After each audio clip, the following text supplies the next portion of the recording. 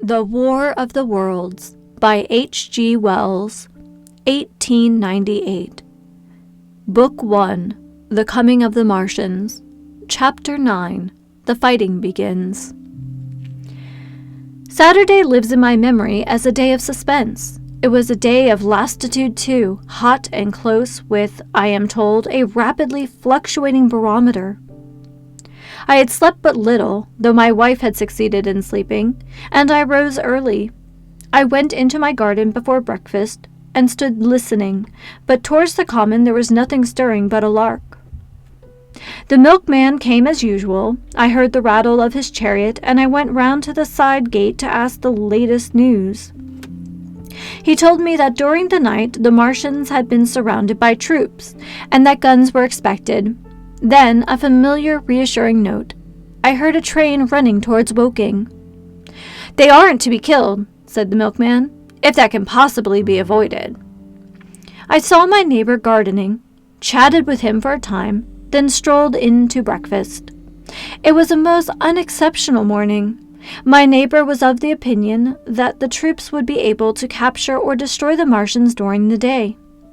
"It's a pity they make themselves so unapproachable," he said. "It would be curious to know how they live on another planet. We might learn a thing or two." He came up to the fence and extended a handful of strawberries, for his gardening was as generous as it was enthusiastic. At the same time, he told me of the burning of the pine woods about the Byfleet golf links.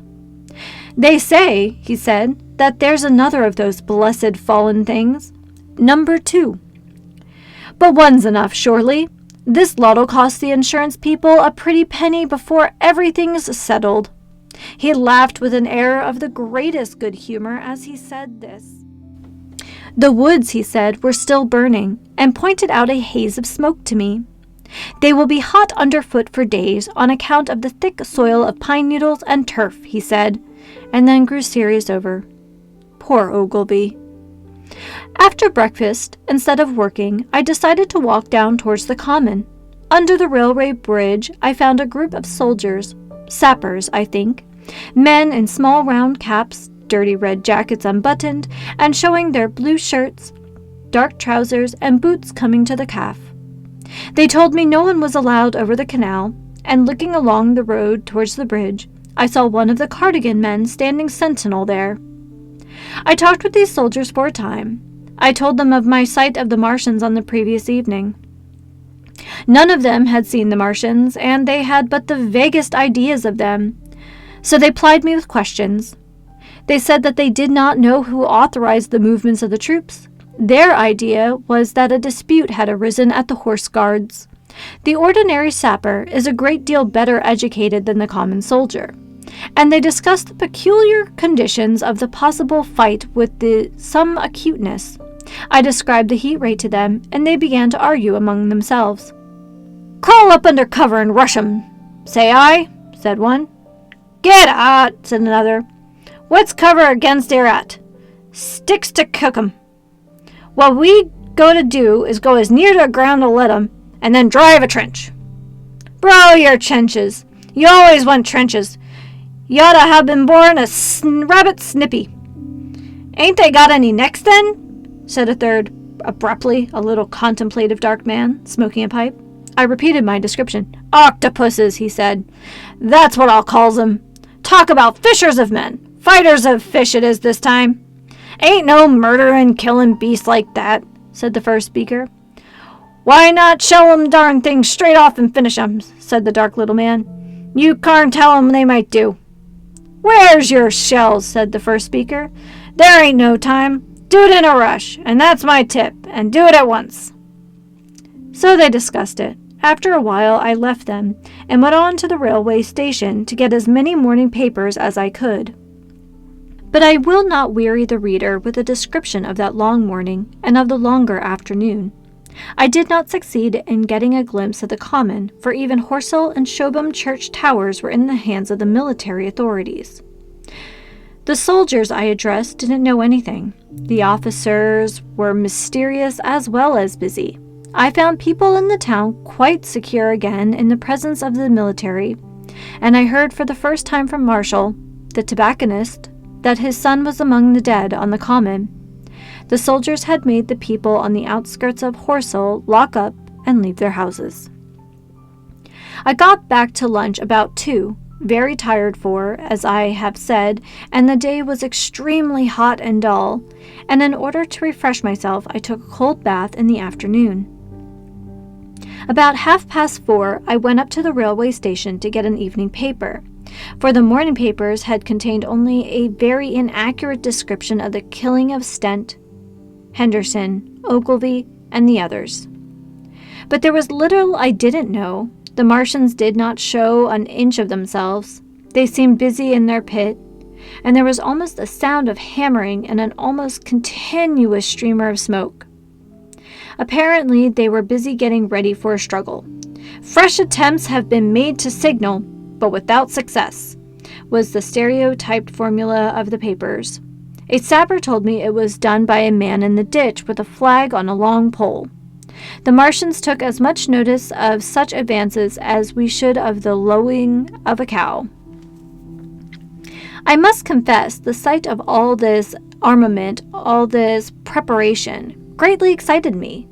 My imagination came belligerent and defeated the invaders in a dozen striking ways. Something of my schoolboy dreams of battle and heroism came back. It hardly seemed a fair fight to me at that time. They seemed very helpless in that pit of theirs. About 3 o'clock, there began the thud of a gun at measured intervals from Chertsey or Addlestone. I learned that the smoldering pine wood in which the second cylinder had fallen was being shelled, in the hope of destroying that object before it opened. It was only about 5, however, that a field gun reached Shobham for use against the first body of Martians. About 6 in the evening, as I sat at tea with my wife in the summer house, talking vigorously about the battle that was lowering upon us, I heard a muffled detonation from the common, and immediately after a gust of firing.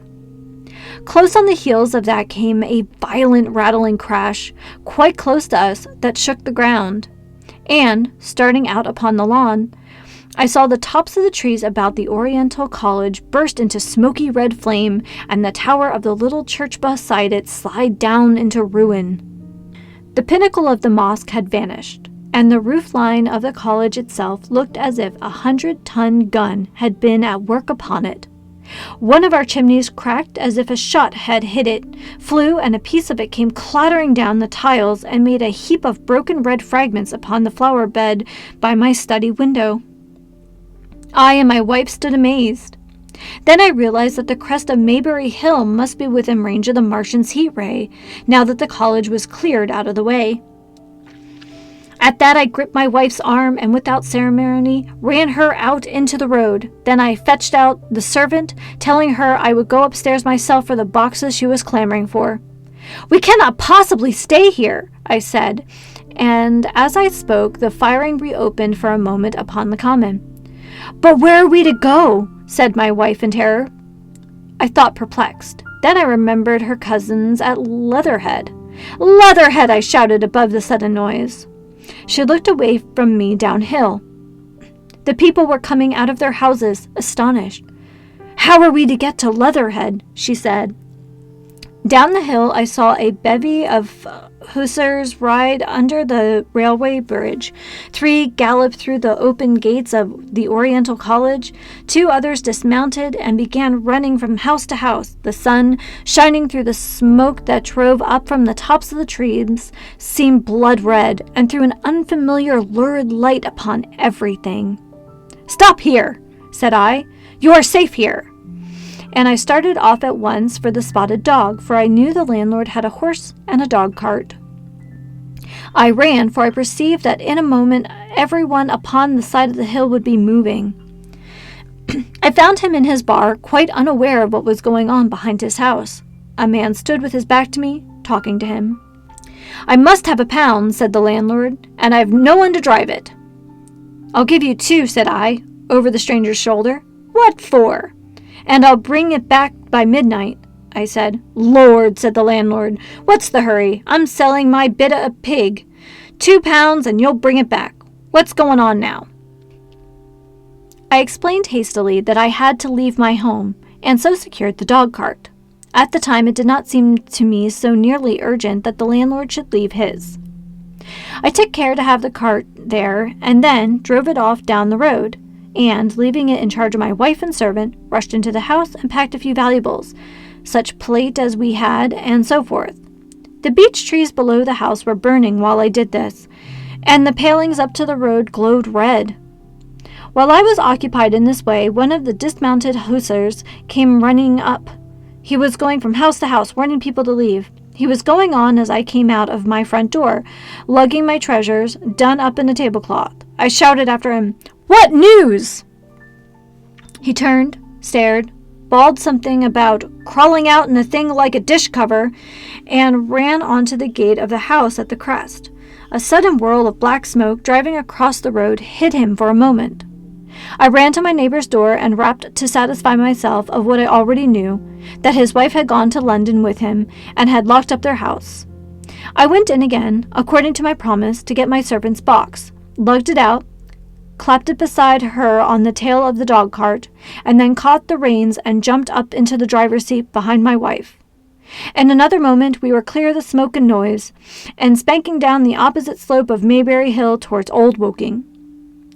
In front was a quiet sunny landscape, a wheat field ahead on either side of the road, and the Maybury Inn with its swinging sign. I saw the doctor's cart ahead of me. At the bottom of the hill I turned my head to look at the hillside I was leaving.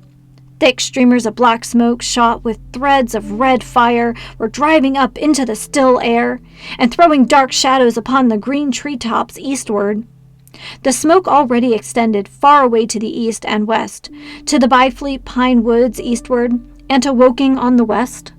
The road was dotted with people running towards us, and very faint now, but very distinct through the hot, quiet air, one heard the whir of a machine gun that was presently stilled, and an intermittent cracking of rifles. Apparently the Martians were setting fire to everything within range of their heat ray.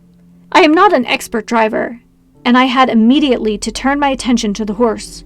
When I looked back again, the second hill had hidden the black smoke. I slashed the horse with the whip and gave him a loose rein until Woking and Sen lay beyond us and that quivering tumult. I overtook and passed the doctor between Woking and Send.